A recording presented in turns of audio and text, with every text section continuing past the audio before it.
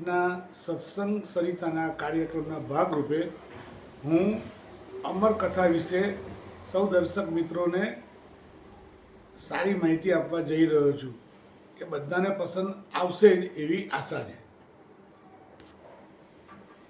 જ્યારે સુખદેવજીના પ્રાગટ્યમાં આવે છે કે એકવાર મહર્ષિ નારદજી ફરતા ફરતા કૈલાસ ઉપર ગયા, ત્યારે માતા પાર્વતીજી એકલા બેઠા હતા। એટલે એમને પ્રશ્ન પૂછ્યો કે હે માં, મહાદેવજીના ગળામાં જે ખોપરીઓ લટકે છે એ કોની છે? તો માતાજીએ જવાબ આપ્યો કે મને ખબર નથી। એટલે કે જેટલા જેટલા માણસના જન્મ થાય ત્યારે એની ખોપરીઓ બને। એટલે આ પ્રશ્ન પછી પાર્વતી માતાએ મહાદેવજીને પૂછ્યો કે નારદજી ઋષિએ મને કીધું છે કે મહાદેવજીના ગળામાં આ બધી ખોપરીઓ કોની છે? મહાદેવજીએ જવાબ આપ્યો કે બધી તારી જ છે। એટલે પાર્વતી માતાને બહુ આશ્ચર્ય થયું। એટલે કહે છે કે જો પાર્વતી, તારા અનેક જન્મો થયા અને મૃત્યુ થયું, તારા દરેક મૃત્યુ પછી તારી ખોપરી હું મારા ગળામાં માળા તરીકે ધારણ કરું છું।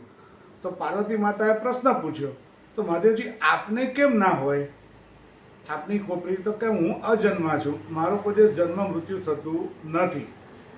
એટલે પાર્વતીજીને બહુ જ આશ્ચર્ય થયું। તો કે એવું તે શું છે કે જન્મ અને મૃત્યુ ના થાય? તો કે એક અમર કથા છે, એ અમર કથા હું તને સંભળાવીશ। તો કે અત્યાર સુધી તમે મને કેમ ના સંભળાવી? તમને લોકો તો ભોળાનાથ કહે છે, તમે ખરેખર ભોળાનાથ છો કે કપટીનાથ છો? ત્યારે મહાદેવજીએ કીધું, આ પહેલી વાર તને આટલી જિજ્ઞાસા થઈ છે સાંભળવાની, તો હું તને નિર્જન જગ્યાએ લઈ જાઉં છું અને ત્યાં તને હું અમરકથા સંભળાવીશ। આટલું સાંભળ્યા પછી ગોલોકમાં શ્રી કૃષ્ણ ભગવાન જાગી ગયા। તો રાધિકાજીએ પૂછ્યું કે મહાદેવ, કે આપ પ્રભુ કેમ આજે જાગી ગયા આટલા વહેલા? તો કે મહાદેવજી અમરકથા સંભળાવવા જઈ રહ્યા છે પાર્વતી માતાને, અને એ હું સાંભળવા ઈચ્છું છું। અને મારી એવી ઈચ્છા છે કે ગોલોકધામની અંદર એક પક્ષી છે, એ પોપટના રૂપે આ કથા સાંભળે અને એનો જન્મ સુખદેવજી તરીકે થાય અને એ સુખદેવજી ભગવદ્ કથાનો પ્રચાર પ્રસાર દુનિયાના લોકોને કરે અને એનો ફેલાવો થાય। આ આશયથી મહાદેવજીએ જેવી કથા શરૂઆત કરી, તો પાર્વતી માતાએ એની જ્યાં સુધી લિમિટ હતી, પાત્રતા હતી, ત્યાં સુધી એમને હા હા કર્યું, હુંકાર ભણ્યો। પછી અમુક બેહદની વાતો આવી એટલે પાર્વતીજી માતાને ઊંઘ આવી ગઈ અને પોપટનું બચ્ચું હા હા કરીને જવાબ આપવા માંડે મહાદેવજીને। મહાદેવજીએ છેલ્લે જોયું તો આ કથા સાંભળતું હતું કોણ? પાર્વતીજી તો સૂઈ ગયા છે।